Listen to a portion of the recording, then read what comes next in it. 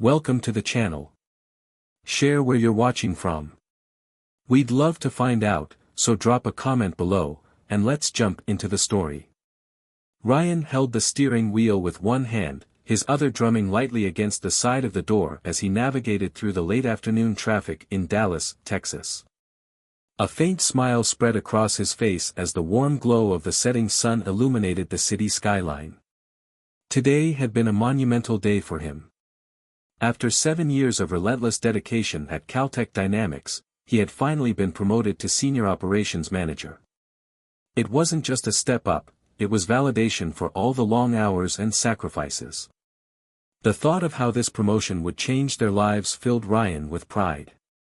His wife, Lauren, had been taking a break from work for nearly 2 years after losing her marketing job due to company downsizing. She'd tried her best to find something fulfilling but had struggled to land a role that matched her skills. Ryan had always supported her decision to take her time, but he knew how much it weighed on her. Now, with his new raise, he could finally help her. Maybe she could take that creative writing course she'd mentioned, or even launch the small online boutique she often dreamed about.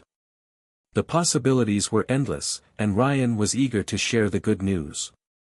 As he pulled into their quiet suburban neighborhood, Ryan decided he'd take her to Bruno's Trattoria, an elegant yet cozy Italian restaurant downtown. It was her favorite, the kind of place where the owner would greet them personally, and the servers always remembered their wine preferences. He imagined Lauren's surprised smile as he toasted to their future. This was the kind of night they both deserved. Parking the car in the driveway of their modest single-story home, Ryan grabbed the small gift box he'd picked up on the way, a charm bracelet he thought Lauren might like. He stepped into the house, calling out, "Lauren, I'm home." Only silence greeted him. That was odd. Lauren was usually quick to respond, even if she was just in the other room. A faint murmur of conversation drifted from the living room. Ryan's brow furrowed. Was she on a call? He made his way down the hallway, calling her name again. The closer he got, the clearer the sound became, soft laughter mingled with a voice he didn't recognize. Rounding the corner, he froze in place. Lauren was lounging on the couch, loosely wrapped in a satin robe, her laptop balanced on her knees. She didn't notice him right away. Her attention was entirely on the screen, where a man's face filled the frame. The conversation was casual yet intimate. She laughed softly, one hand instinctively pulling her robe tighter as she leaned forward. "Lauren," Ryan said, his voice breaking the moment like a glass shattering on tile. Lauren's head snapped up, her face a mix of surprise and guilt. "Ryan. I didn't hear you come in," she stammered, hurriedly clicking at her laptop. Before she could close the screen, Ryan caught a snippet of the man's voice. His tone was warm, playful. "See you soon, sweetheart." The words hung in the air, suffocating. Ryan's jaw tightened. "Who was that?" he demanded, his voice calm but tinged with an edge of disbelief. It's just a friend," Lauren replied, quickly shutting the laptop and setting it aside. "We were catching up. Nothing important. Just a friend." Ryan's eyes narrowed as he stepped closer. "Since when do friends call you sweetheart?" Lauren flushed, avoiding his gaze. "You're overreacting," she said with a nervous laugh, pulling her robe tighter. "It's just harmless fun. You know, something to make the day less boring." Ryan stared at her, his mind racing. The gift box felt heavy in his pocket, and for the first time all day, the excitement he'd carried home began to fade. "Harmless," he repeated. "If it's so harmless, why do you look like you've been caught?" Ryan's chest tightened as he studied Lauren's face, searching for answers that her words didn't provide. "Harmless fun. Lauren, you're sitting here, half-dressed, talking to some guy who calls you sweetheart. Do you really expect me to believe that?" Lauren forced a laugh, though it sounded more like a defense mechanism. "Ryan, you're blowing this out of proportion. It's nothing. Really. Nothing." Ryan took a step closer, his tone sharper. Then why were you so quick to shut the laptop? Why are you dressed like this? And who is he? Lauren sighed, brushing a strand of hair behind her ear. His name is Eric. He's an old friend from college. We've just been reconnecting. It's innocent, Ryan. Innocent? Ryan's voice rose slightly. Does innocent include flirting and pet names? Or is this some new definition I'm unaware of? Lauren shifted uncomfortably on the couch, crossing her arms defensively. I'm not flirting. It's just. I don't know. It's exciting to talk to someone who listens, who makes me feel noticed. Ryan's stomach sank as her words hit him like a punch to the gut. Noticed, he echoed, his voice quieter now. Lauren, I work 12-hour days to give us the life we have. I came home early tonight to surprise you, with good news, no less, and this is what I walk into. Lauren blinked, her expression softening just slightly. Good news? Ryan hesitated. The charm bracelet in his pocket now felt like a cruel joke. I got promoted today, he said, the excitement in his voice replaced by bitterness. Senior Operations Manager. A raise. More opportunities for us. I thought we could celebrate tonight at Bruno's, but I guess you already had other plans. Lauren's mouth opened slightly as if she wanted to say something, but no words came out. For a moment, her guilt seemed to deepen, but then she quickly straightened her posture. Ryan, it's not what you think. I was just bored, that's all. You're gone so much, and I'm here alone, day after day.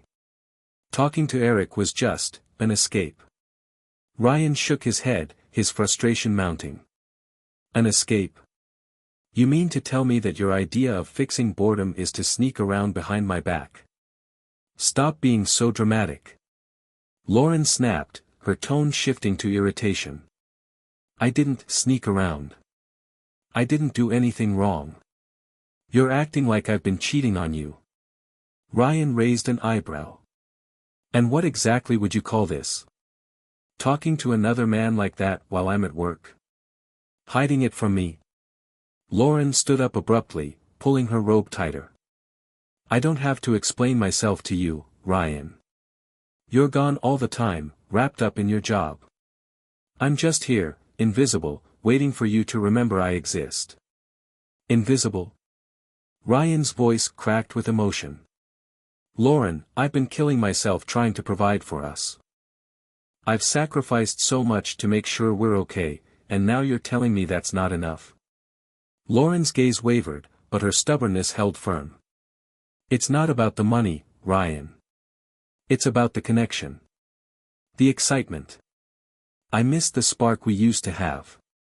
Ryan clenched his fists, the heat of anger building in his chest.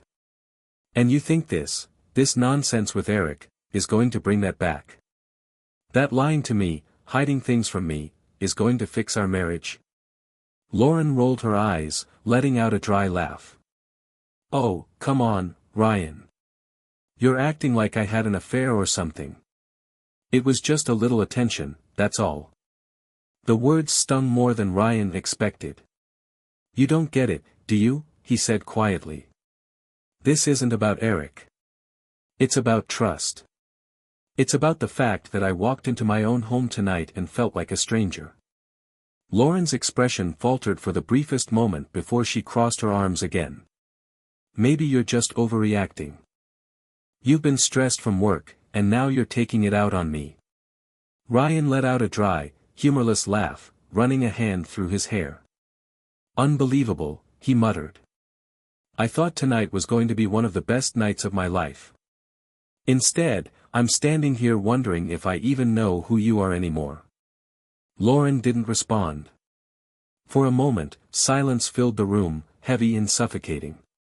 Ryan felt his throat tighten as he stared at her, searching for some sign of regret or understanding. But all he saw was defiance. Without another word, Ryan turned and walked out of the living room. He headed for the bedroom, his thoughts a chaotic mix of hurt and anger. Grabbing a duffel bag from the closet, he began pulling clothes out of drawers and shoving them inside. Ryan tossed another shirt into the duffel bag, his movements quick and deliberate. Each item he packed felt like another brick added to the wall building between him and Lauren. The sound of her footsteps approached the bedroom, but he didn't stop. "Ryan," she said, her tone softer now, almost pleading. "What are you doing?" He didn't look up. "Packing." "For what?" she asked, her voice trembling slightly. Ryan zipped the bag halfway and finally turned to face her. "For some space. For some clarity. Because right now, I can't stand to be in this house."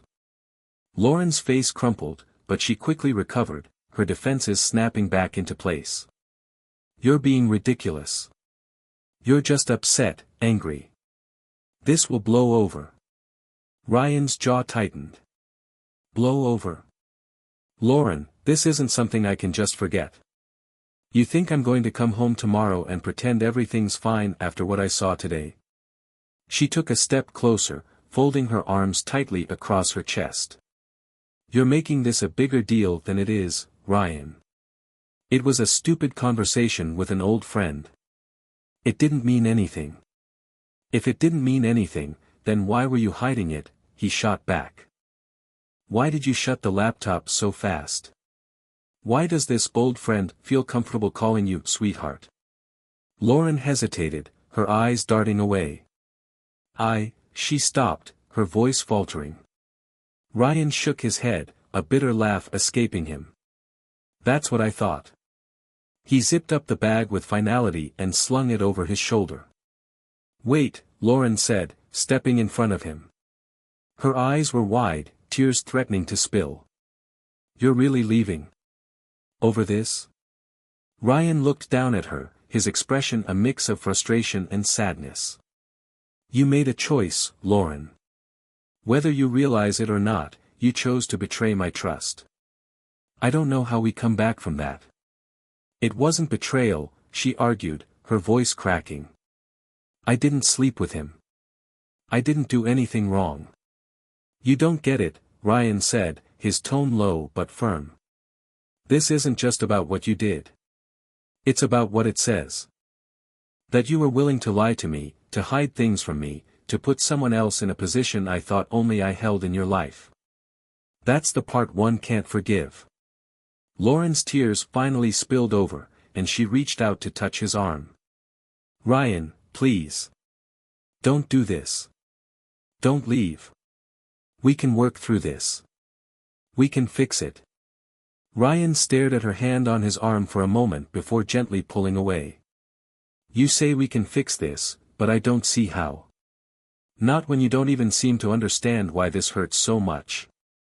With that, he stepped around her and walked out of the bedroom. Lauren followed him, her voice growing more desperate. "Ryan, please. You're my husband. We're supposed to get through things together." At the door, he paused and turned to face her one last time. "Together," he repeated, his voice heavy with disappointment. "You stopped being my partner the moment you decided I wasn't enough for you." He opened the door and stepped outside. The cool night air hit his face, a stark contrast to the heat of his anger and hurt. The sound of the door closing behind him felt like the closing of a chapter he had once believed would last forever. Ryan sat in his car for a moment, staring at the house he had called home for the past 5 years. Memories flashed through his mind, happy moments, laughter, the promises they had made to each other. All of it felt distant now, overshadowed by the betrayal he couldn't unsee. He pulled out his phone and scrolled through his contacts. Stopping at Tom's name, he pressed call. "Ryan. What's up?" Tom answered cheerfully. "I need a place to crash for a few days," Ryan said, his voice steady despite the turmoil in his chest. Tom didn't hesitate. "Say no more. You're always welcome here, man. We've got a guest room ready whenever you need it." "Thanks, Tom. I'll be there in an hour," Ryan replied before hanging up. As he drove through the quiet streets of Dallas, Ryan's mind raced.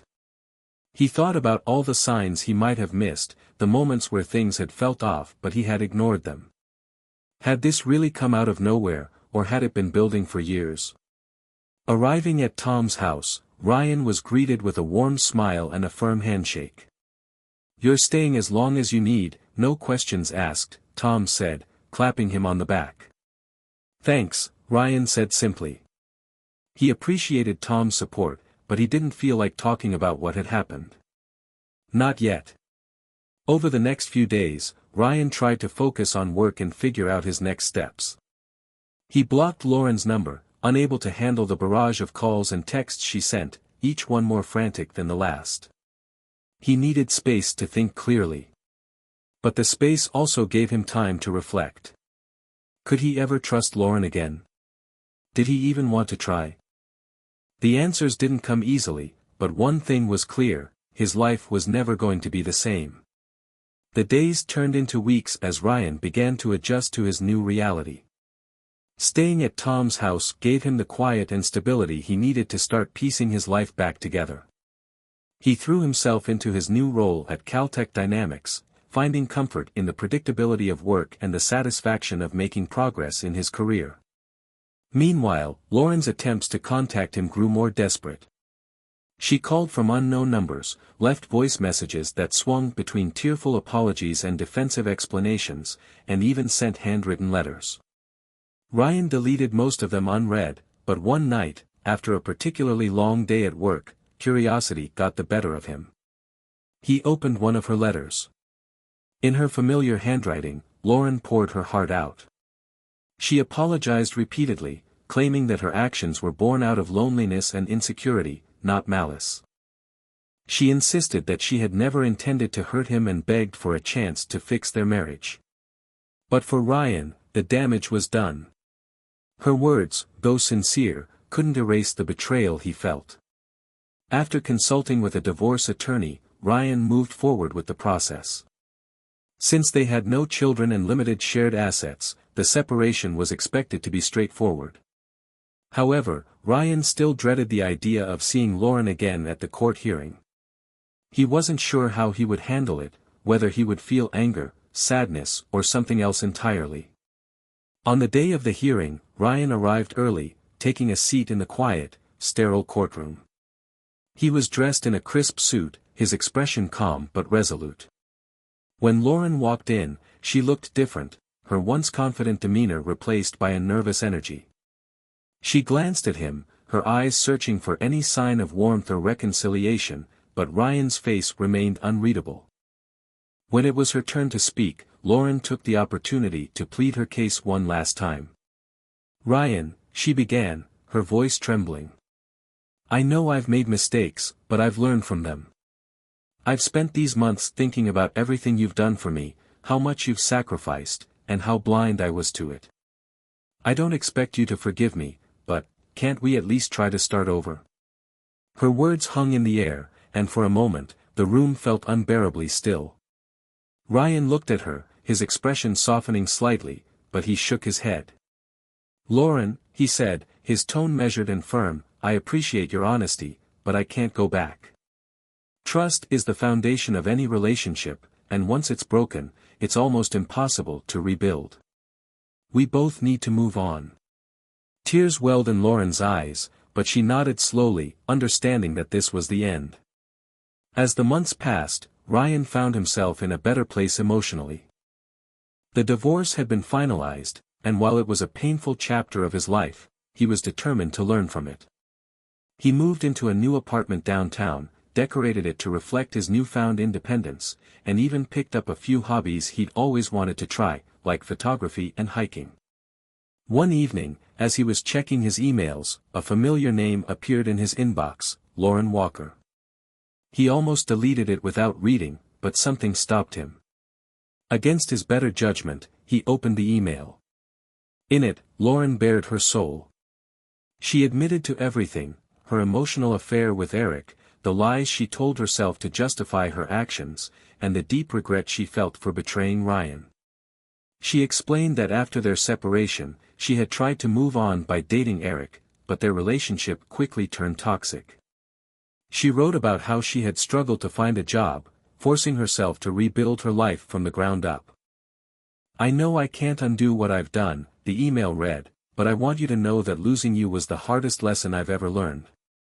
I'm not the same person I was, and I hope one day you can forgive me. Even if we never speak again, I want you to know how sorry I am." Ryan sat back, reading the email a second time. He felt an odd mixture of emotions, anger, sadness, and perhaps a small spark of admiration for the courage it must have taken for her to write such an honest apology. But even as he acknowledged her growth, he knew he couldn't go back. After days of deliberation, Ryan decided to respond. He needed closure, for both their sakes. Subject: apology. Lauren. I appreciate you reaching out and being honest about everything. I won't lie, what you did hurt me more than I can put into words.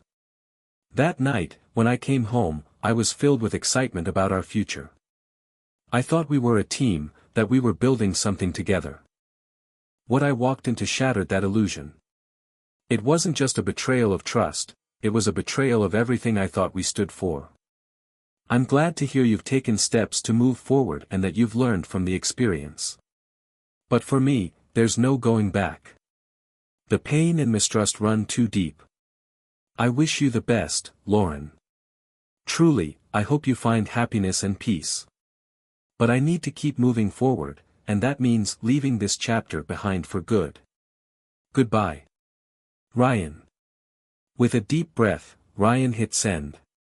For the first time in what felt like forever, he felt a weight lift from his shoulders. He had said everything he needed to say, and now, he could finally let go.